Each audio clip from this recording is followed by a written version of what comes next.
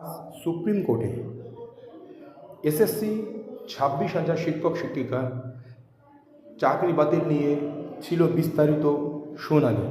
এর আগেও শুনানি হয়েছে, কিন্তু সেই শুনানিতে দফা রফা হয়নি।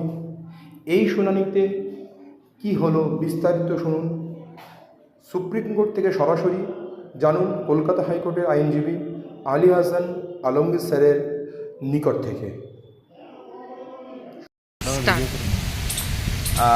আজকে তো সুপ্রিম কোর্ট অফ ইন্ডিয়াতে স্কুল সার্ভিস কমিশনের যেটা রিক্রুটমেন্ট স্ক্যামের ক্যান্সেলেশনের এগেনস্টে যে এসএলপিগুলো ছিল, ক্যান্সেলেশনের এগেনস্টে এবং ক্যান্সেলেশনের পক্ষে যে এসএলপিগুলো ছিল সেগুলো শুনানি ছিল। আপনারা জানেন আমরা যাদেরকে রিপ্রেজেন্ট করছিলাম এখানটাতে, মানে আমাদের ক্যান্ডিডেট যারা নট কল্ড ফর ভেরিফিকেশান এবং যারা ভেরিফিকেশানে পার্টিসিপেট করতে পারেনি শুধুমাত্র এই স্ক্যামটার জন্য, তো আমরা এখানে যে দাবিটা নিয়ে এসেছিলাম যে প্রসেসটা থাকুক কিন্তু প্যানেলটাকে বাদ যাওয়া।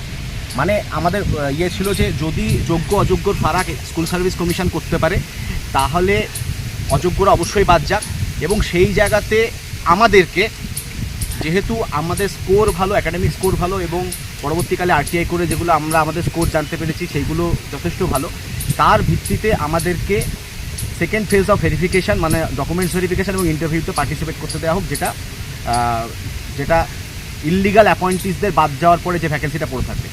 আর যদি এই সেগ্রিগেশনটা করা সম্ভব না হয় তাহলে পুরো প্যানেলটাকে বাতিল করে নতুন করে পুনরায় ভেরিফিকেশান এবং ইন্টারভিউটা করানো হোক। এবং আমরা একই সঙ্গে চাইছি যে অতি অবশ্যই যেন অ্যাকাডেমিক স্কোরটারও পুনরায় ক্যালকুলেশন করা হোক, কারণ এটা অতীতে প্রমাণিত যে অ্যাকাডেমিক স্কোরেরও দুর্নীতি এখানটায় হয়েছে।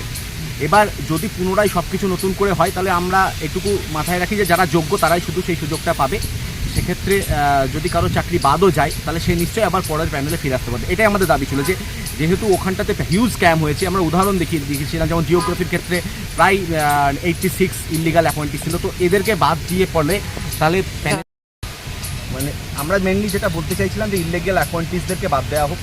যদি সেগ্রিগেশন এসএসসি দ্বারা সম্ভব না হয় তাহলে পুনরায় প্রসেসটা শুরু করা হোক, মানে প্যানেলের যে সেকেন্ড ভেরিফিকেশান বা ইন্টারভিউ প্রসেস সেটার কথা বলছি। কারণ আমাদের মধ্যে অনেকে ওভারেজ হয়ে গেছে, আমরা নতুন করে কোনো রিটেন এক্সামিনেশান চাইছি না, কারণ 8টা বছর অলরেডি চলে গেছে, এর মধ্যে নতুন কোনো রিক্রুটমেন্ট হয়নি, আমাদের বয়স পেরিয়ে গেছে, আমরা প্রিপারেশনের মধ্যে আগের মতো নেই।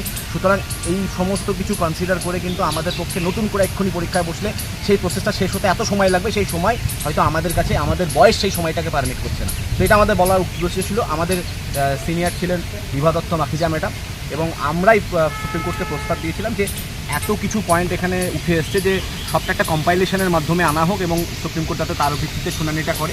সেটা মঞ্জুর হয়েছে। আমরা পারমিশন টু ফাইল এসএলপি করেছিলাম আমরা প্রত্যেকটা ক্যাটাগরির জন্য, সেইগুলোও মঞ্জুর করেছে, নোটিশ ইস্যু হয়েছে।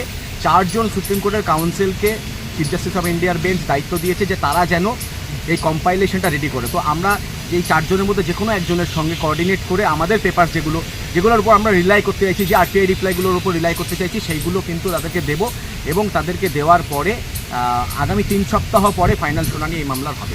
তো আমরা আশাবাদী যে এখানে আমাদের পক্ষে ভালো কিছু হতে পারে।